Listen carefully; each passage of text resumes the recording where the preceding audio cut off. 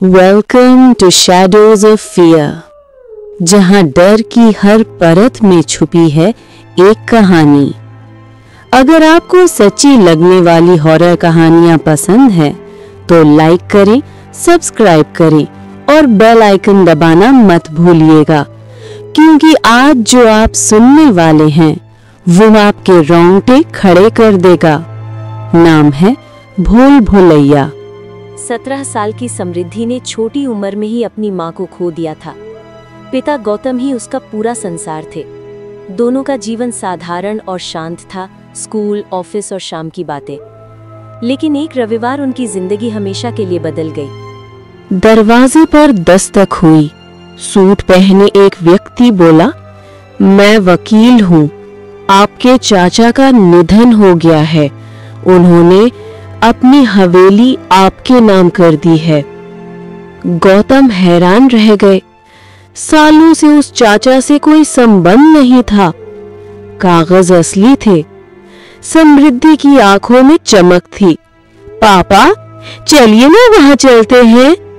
गौतम ने उसकी मासूम खुशी देखकर हामी भर दी। हवेली बहुत बड़ी थी, बाहर से भव्य, अंदर से वीरान। दीवारों पर पुराने चित्र, हवा में नमी और अंधेरा। गौतम के कदम भारी पड़ रहे थे, पर समृद्धि की आंखों में रोमांच था। वो हवेली के हर कोने में घूम रही थी। तभी उसकी नजर एक कमरे पर पड़ी। दरवाजे पर बड़ा ताला और लिखा था, प्रवेश निषिद्ध। समृद्धि ने ताले को छूते ही झटका खाया। वो चौंक कर पीछे हटी। तभी पीछे से पापा की आवाज आई, नीचे आओ बेटा।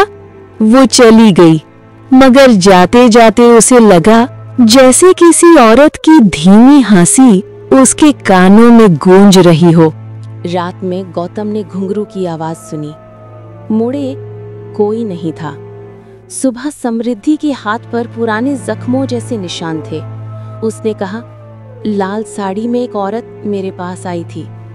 कुछ दिन बाद हवेली में अजीब फुसफुसाहटें सुनाई देने लगी। एक रात समृद्धि बोली, वो मुझे बुला रही है। वो ऊपर गई और उसी बंद कमरे में गई। अंदर एक पुराना आईना था। आईने में वही औरत खड़ी थी, उसकी माँ जैसी। अब मैं अकेली नहीं रहूंगी, आवाज गूंजी। आईना टूट गया। दीवार पर लिखा था, वापस मत आना। गौतम ने समृद्धि को लेकर भागने की कोशिश की, पर हवेली का गेट अपने आप बंद हो गया। लाल साड़ी में वही औरत सामने थी। अब तुम्हारी बेटी मेरी है। सुबह सिर्फ सन्नाटा था। दीवार पर लिखा था, अब ये हवेली मेरी नहीं, हमारी है। रात का समय। गौतम लेटे थे कि अचानक घुंघरू की आवाज आई। पहले लगा समृद्धि होगी, पर आवाज ऊपर से आ रही थी। उन्होंने टॉर्च उठाई और सीढ़ियां चढ़े। हर कदम के साथ ठंडी हवा और तेज होती जा रही थी। ऊपर पहुंचकर देखा, वही प्रवेश निषिद्ध कमरा। ताला टूटा पड़ा था। अंदर अंधेरा।